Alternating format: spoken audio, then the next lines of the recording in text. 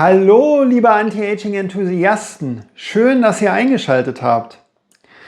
Ihr kennt das bestimmt von vielen anderen Kanälen, die Nahrungsergänzungsmittel für Anti-Aging anpreisen. Dort werden schwache Indizien wie Resultate aus Tier- und Zellexperimenten, Wirkmechanismen oder Befunde aus Studien mit Vorerkrankten als vermeintlich zuverlässige Belege für den Nutzen dieser Supplemente einsortiert. Und wenn diese Kanäle vereinzelt dann doch mal Befunde aus mehreren gebündelten Humanstudien mit Gesunden zitieren, werden weitere systematische Fehler begangen. Die genaue Effektstärke bleibt unklar, also hat sich beispielsweise der systolische Blutdruck bei Gesunden minimal, moderat oder deutlich verbessert. Und mit wie viel Verlässlichkeit des Auftretens dieser Wirkung ist zu rechnen. Doch wieso ist dieses oberflächliche und irreführende Konzept auf diesen Kanälen so erfolgreich und führt zu riesigen Anhängerschaften? Ganz einfach. Diese Kanäle, häufig mit Verkaufsabsichten, bedienen das, was die Psyche sofort fesselt. Ein schnelles Belohnungsgefühl nach dem Prinzip nimm X und du bekommst Y. So wirkt es einfach, eindeutig und motivierend. Dass Effekte beim Gesunden im Anti-Aging oft fehlen, klein bleiben oder stark streuen und dass sich viele Befunde nicht als Belege übertragen lassen, wird dabei gekonnt ausgeblendet. Und genau diese Vorgehensweise findet ihr auf diesem Kanal nicht. Ich arbeite im Sinne des Verbraucherschutzes ausschließlich mit belastbaren Belegen und ordne Effekte transparent ein. Wenn dich meine Methodik interessiert, schau gerne in mein Video mit dem Titel Anti-Aging-Pillen Wirksamkeit richtig prüfen. Und jetzt Grünteeextrakt. Erstens Steckbrief. Grünteeextrakt wird aus den Blättern der Teepflanze Camellia sinensis gewonnen, einer traditionsreichen Teepflanze, die in Asien seit Jahrhunderten kultiviert wird. Für Nahrungsergänzungsmittel werden die Blätter konzentriert verarbeitet, sodass vor allem Polyphenole wie Katechine und das bekannte Epigallocatechingalat, kurz EGCG, in noch höherer Menge enthalten sind als im klassischen Teeaufguss. Grünteeextrakt wird in standardisierter Form eingesetzt, teils entkoffeiniert, teils kombiniert mit natürlichem Koffein und ist typischerweise als Kapsel oder Pulver erhältlich. Rund um Grüntee kursieren viele Gesundheitsversprechen. Doch für welche Anti-Aging-relevanten Bereiche gibt es für das Supplement bei gesunden Erwachsenen überhaupt belastbare Humanbefunde? Und wo bleibt die Datenlage bislang begrenzt? Kommen wir nun zum Herzstück dieses Videos, dem aktuellen Forschungsstand zweitens, der auf den Arbeiten der letzten 26 Jahre basiert. 2.1 Oxidativer Stress. Erstens Kernquelle. Ein iranisches Forschungsteam um Ernährungswissenschaftler Desat veröffentlichte 2025 eine systematische Übersichtsarbeit mit Meta-Analyse zu Grüntee-Supplementen und oxidativen Stress bei Erwachsenen. Zweitens Studienrahmen. Enthalten sind 38 randomisierte Studien mit insgesamt 1985 Teilnehmenden. Die Interventionen dauerten von 4 bis 48 Wochen an. Eingesetzt wurden Grünteeextrakt, EGCG oder katechinreiche Präparate, meist im Bereich von ca. 200 bis 1500 Milligramm pro Tag, teils entkoffeiniert. Drittens Befunde bei Gesunden. In Studien mit gesunden Teilnehmenden nahm ein körpereigenes antioxidatives Schutzenzym, Superoxid-Dismutase genannt, zu. Insgesamt jedoch nur im kleinen messbaren Bereich, rund 1 bis 9%. Viertens Befunde bei Vorerkrankten. Bei ungünstigen Ausgangswerten fielen Verbesserungen bei Markern für oxidativen Stress wie THC oder MDA teilweise moderat aus, rund 10 bis 40%, was für Korrektur nach Regulation bei schlechteren Startwerten spricht, mehr nicht. Fünftens, Einordnung im Anti-Aging. Kleine antioxidative Unterstützung bei Gesunden durch Stärkung der körpereigenen Abwehr gegen oxidativen Stress, einem wesentlichen Alterungsfaktor. 2.2 Blutfette. Erstens Kernquelle. Ein chinesisches Quintett um Studienleiter Xu veröffentlichte 2020 eine systematische Übersichtsarbeit mit Meta-Analyse zu Grünteeextrakt und Blutfetten bei Erwachsenen. Zweitens Studienrahmen. Enthalten waren 31 randomisierte Studien mit insgesamt rund 3.300 Teilnehmenden. Die Interventionen liefen von 3 Wochen bis 12 Monate. Eingesetzt wurden Grünteeextrakt oder katechinreiche Präparate in einer Katechin-Tagesdosis von etwa 80 bis rund 2.500 Milligramm. Drittens Befunde bei Erwachsenen allgemein. Die Analyse bündelte unauffällige Erwachsene bis hin zu Gruppen mit Vorerkrankungen in einzelnen Studien. Insgesamt fielen Gesamtcholesterin sowie das schlechte LDL-Cholesterin messbar ab, rund 1 bis 9%.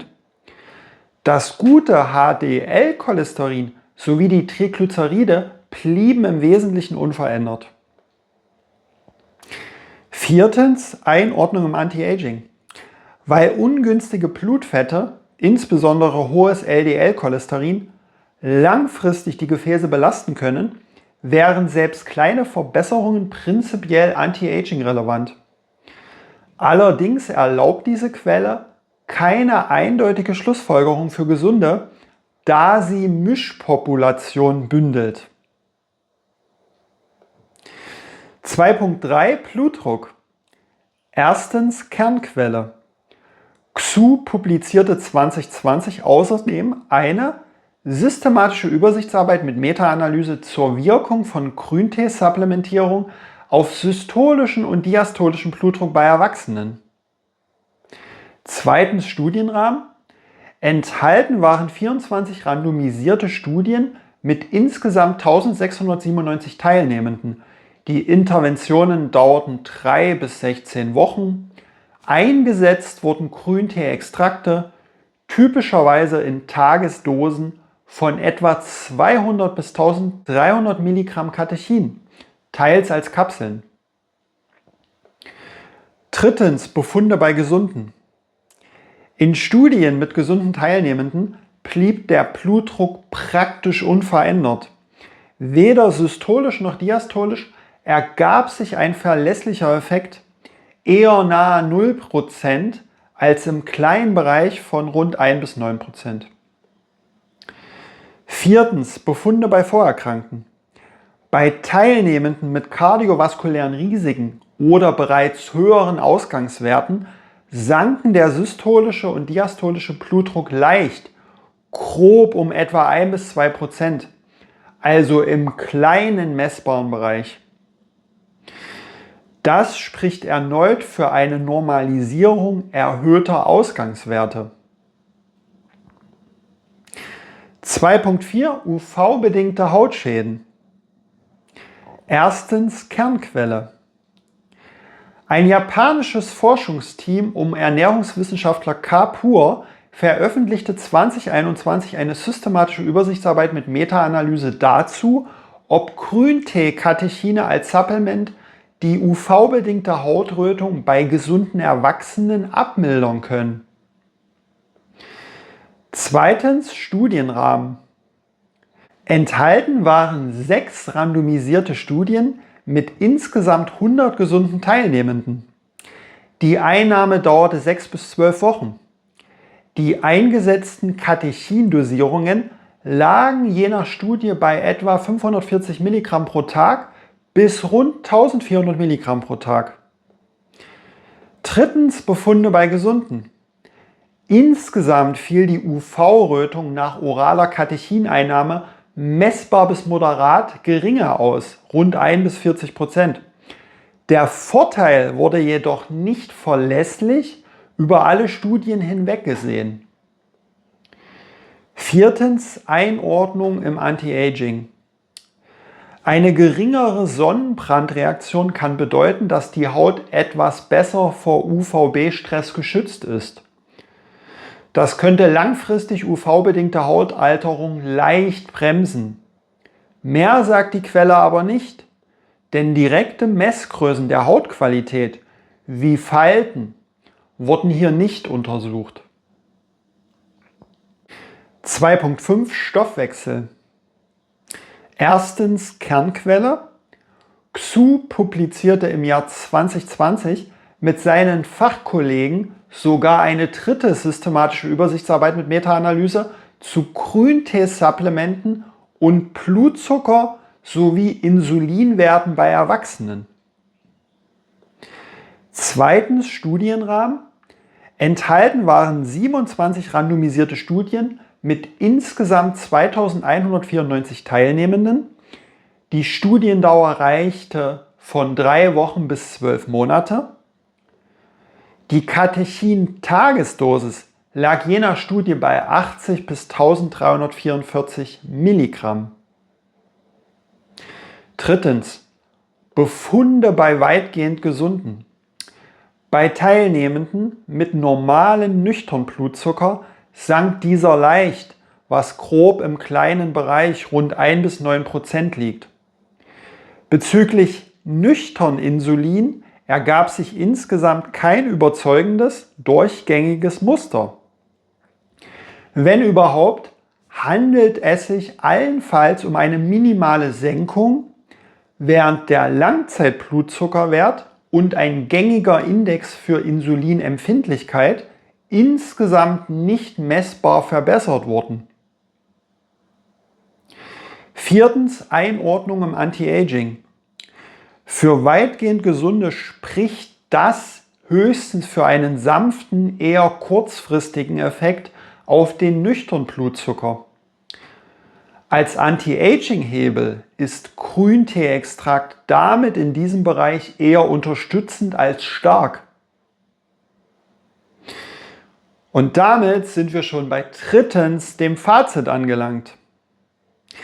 Die eingeblendeten Kurzfazits fassen alle Befunde nochmal auf einen Blick zusammen.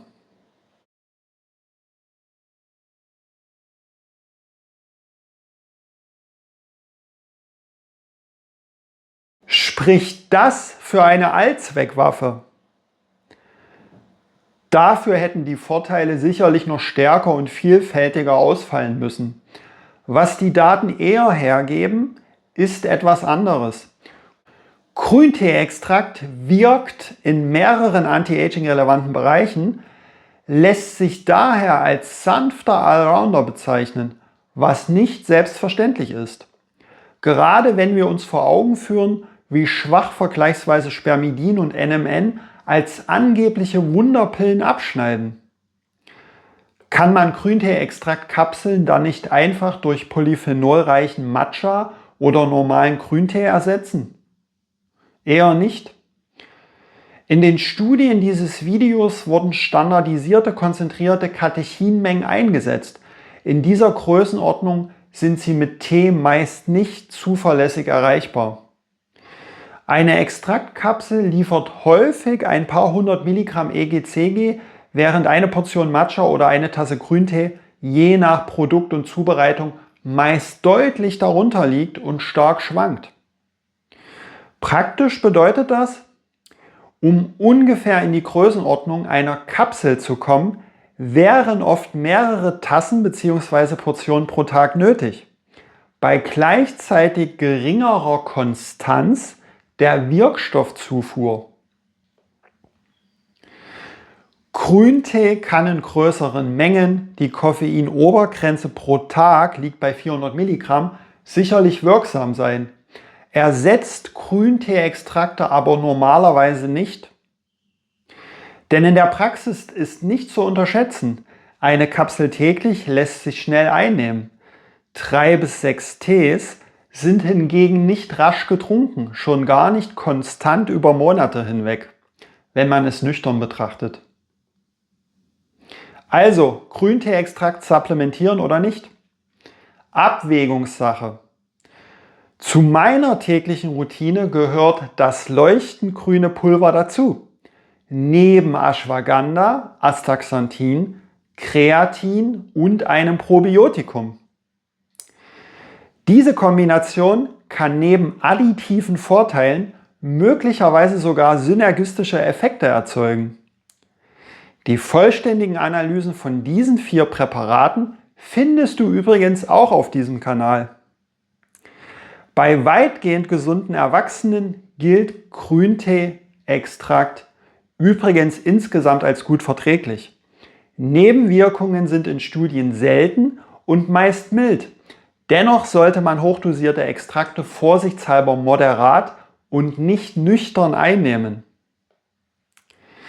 Innerhalb meines ABC-Schemas ordne ich Grüntee-Extrakt somit in Kategorie C ein. Solide Humanevidenz bei Gesunden in einigen anti-aging-relevanten Bereichen. Das dazugehörige Merkblatt für deinen möglichen Selbsttest findest du wie immer in der Videobeschreibung zum Download. Schreib mir gerne mal in die Kommentare, wie deine bisherigen Erfahrungen mit Grüntee als Extrakt ausgesehen haben.